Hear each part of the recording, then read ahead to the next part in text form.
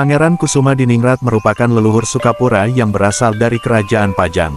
Dia merupakan salah satu pewaris tahta kerajaan pada waktu itu.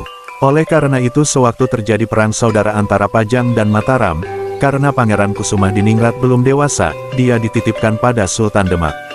Sambil menunggu peperangan selesai, Pangeran Kusumadiningrat mengembara mencari ilmu, dan sampailah di tanah Sunda, tepatnya di Kampung Padarek, Kecamatan Cigalontang. Dia mendapat julukan, Pangeran Dago Jawa.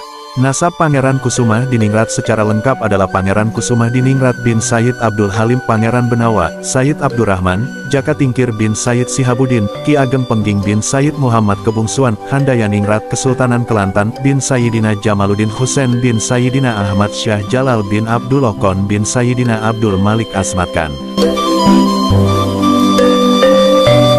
Silsilah para Bupati Sukapura dari nasab Jaka Tingkir. Jaka Tingkir adalah putra Kebo Kenanga dan cucu Adipati Andayaningrat. Manakala Adipati Andayaningrat juga dikenali dengan Syarif Muhammad Kebungsuan.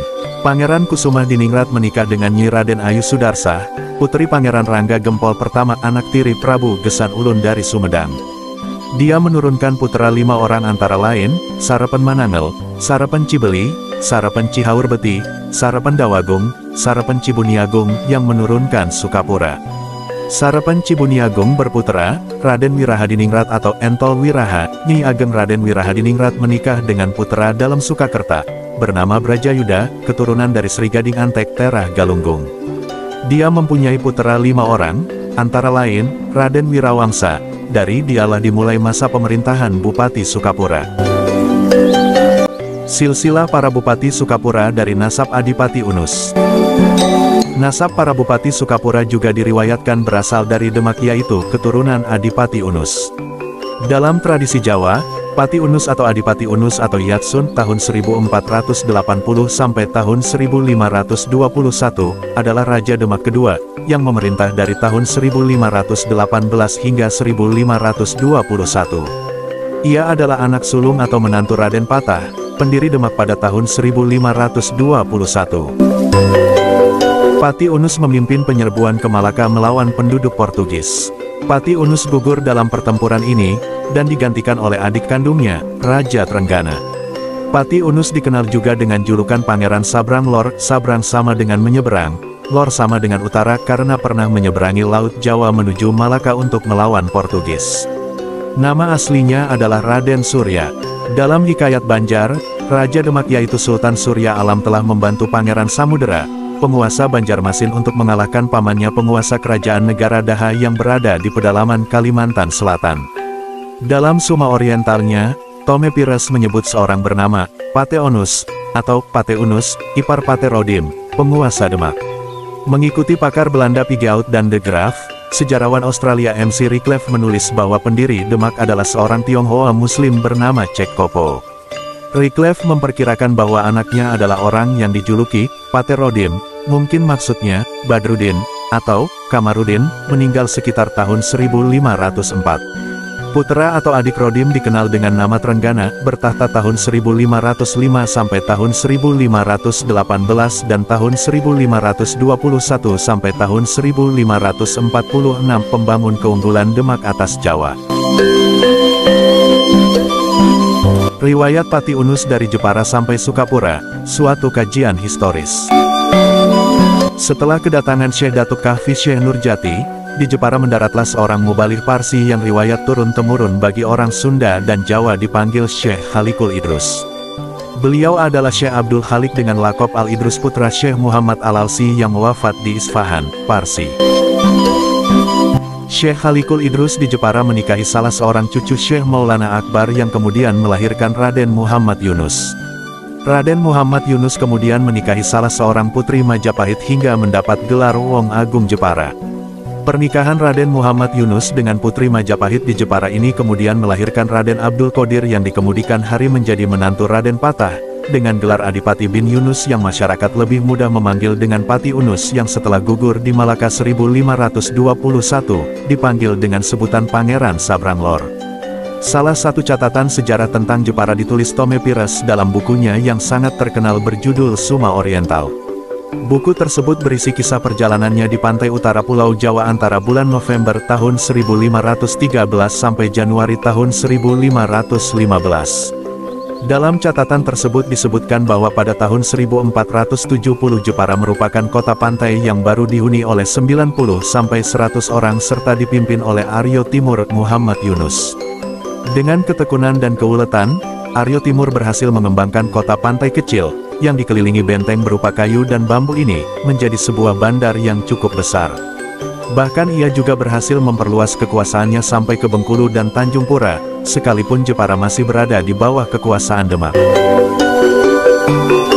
Tahun 1518 Raden Patah, Sultan Demak pertama, atas restu para wali, beliau berwasiat agar mantunya Pati Unus diangkat menjadi Sultan Demak berikutnya. Maka diangkatlah Pati Unus atau Raden Said Abdul Qadir bin Yunus, Adipati wilayah Jepara yang garis nasab patrilinealnya adalah keturunan Ahlul Bait menjadi Sultan Demak kedua bergelar Sultan Alam Akbar Al-Sani. Penjajah Portugis terus melakukan penaklukan demi penaklukan di sekitar kerajaan Islam Pasai untuk mempermudah penguasaan Pasai sekaligus untuk meredam Islamisasi di Asia Tenggara dengan menguasai jantung kekuasaannya di Pasai. Pada saat yang sama, akibat serangan demi serangan yang dilakukan Portugis, kerajaan Pasai semakin lemah, apalagi kerajaan Pidier di sebelah barat telah bersekutu dengan Portugis. Dalam keadaan yang mencekam ini, salah satu jaringan kerajaan Islam di ujung barat Sumatera, memproklamirkan berdirinya sebuah kerajaan baru pada tahun 1514 yang bernama Kerajaan Aceh Darussalam yang dipimpin oleh Sultan Ali Mugayyad Shah. Akhirnya Pasai jatuh ke Portugis pada tahun 1521, dan selanjutnya peranan Pasai sebagai pusat Islamisasi Nusantara digantikan oleh Kerajaan Aceh Darussalam yang sudah semakin kuat. Kejatuhan Pasai ke tangan penjajah Portugis telah menimbulkan kesedihan mendalam pada para petinggi Demak, Cirebon, Banten dan jaringan kerajaan Islam lainnya. Terutama Pati Unus yang kini telah menjadi Sultan Demak. Beliau tidak rela tanah leluhurnya di Pasai terjajah. Pada tahun itu juga, 1521, Pati Unus dengan kekuatan 375 kapal perang yang telah selesai dibangun di Wajo, Sulawesi siap kembali berjihad melawan Portugis membebaskan Pasai dan Malaka. Walaupun baru menjabat Sultan selama 3 tahun, Pati Unus tidak sungkan meninggalkan segala kemewahan, kemudahan dan kehormatan dari kehidupan istana tanah Jawa, bahkan ikut pula 2 putra beliau yang masih sangat remaja. Sang Sultan Demak sendiri memimpin armada perang yang terdiri dari gabungan jaringan kerajaan Islam. Armada perang Islam siap berangkat dari pelabuhan Demak dengan mendapat pemberkatan dari para wali yang dipimpin oleh Sunan Gunung Jati. Armada perang yang sangat besar untuk ukuran dulu bahkan sekarang, dipimpin langsung oleh Pati Unus bergelar Senapati Sarjawala, Sultan Demak kedua. Armada perang Islam yang sangat besar berangkat ke Malaka dan Portugis pun sudah mempersiapkan pertahanan menyambut armada besar ini dengan puluhan meriam besar pula yang mencuat dari benteng Malaka. Ketika mendarat di Malaka, kapal yang ditumpangi Pati Unus terkena peluru meriam. Beliau gugur sebagai syahid karena berperang melawan penjajah dan kewajiban membela kaum muslim yang tertindas. Sebagian pasukan Islam yang berhasil mendarat kemudian bertempur dahsyat hampir 3 hari 3 malam lamanya dengan menimbulkan korban yang sangat besar di pihak Portugis. Karena itu sampai sekarang Portugis tak suka mengisahkan kembali pertempuran dahsyat pada tahun 1521 ini. Armada Islam gabungan yang menderita banyak korban kemudian memutuskan mundur kembali ke tanah Jawa untuk membangun kekuatan dan strategi baru. Sementara jihad demi jihad terus dilanjutkan para mujahidin Islam terhadap penjajah Portugis di bawah komando Kerajaan Aceh Darussalam yang bangkit menjadi bintang baru Islam di ujung barat Sumatera, sebagai kelanjutan Kerajaan Islam Pasai.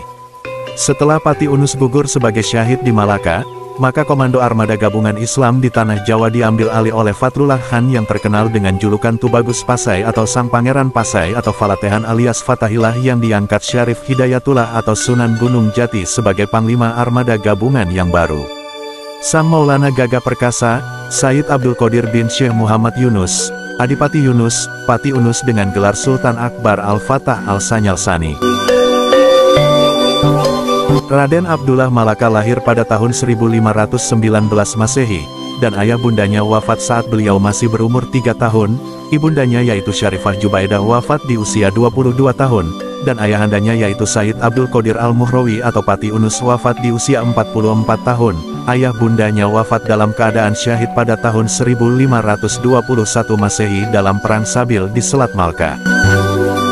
Tahun 1521 Masehi setelah ayahandanya wafat yaitu Pati Unus, Raden Abdullah dan Nyi Mas Ratu Nyawa yang saat itu sedang mengandung dibawa dari Selat Malaka atau Pulau Besar Malaka oleh Said Fatahillah dengan tujuan Demak, dan untuk keamanan Said Fatihillah mengambil rute aman yang mengharuskan singgah terlebih dahulu di Kesultanan Banten.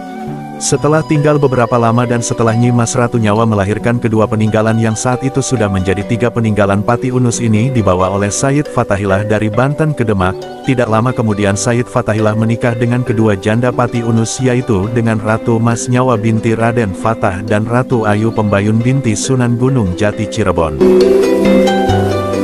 Kurang lebih selama 5 tahun Raden Abdullah berada di bawah asuhan keluarga Demak, terutama di bawah asuhan Nyi Mas Ratu Nyawa dan di bawah asuhan Nyi Ratu Retno Kencono yang dikemudikan hari terkenal dengan sebutan Ratu Kalinyamat, dikarenakan Nyi Mas Ratu Nyawa baru mempunyai seorang putra dari pernikahannya dengan Pati Unus yang diberi nama Raden Arya Pamungkas. Pada tahun 1527 Masehi Sayyidah Retno Kencono Ratu Kalinyamat menikah dengan Sultan Hadirin. Raden Abdullah diminta oleh bibinya sendiri yaitu Ratu Kalinyamat untuk menjadi anak angkat beliau sekaligus menjadi pangeran di Kesultanan Kalinyamat. Raden Abdullah diberikan oleh Said Fatahillah dikarenakan beliau akan berkonsentrasi untuk persiapan penyerangan ke Sunda Kelapa karena saat itu Portugis sudah menduduki pelabuhan Sunda Kelapa. Sebelum diberikan, Said Fatahillah memberikan beberapa amanat kepada calon ibu asuhnya yaitu Nyi Ratu Kalinyamat Retno Kencono, dan sejak itu Raden Abdullah bergelar Pangeran Arya Jepara.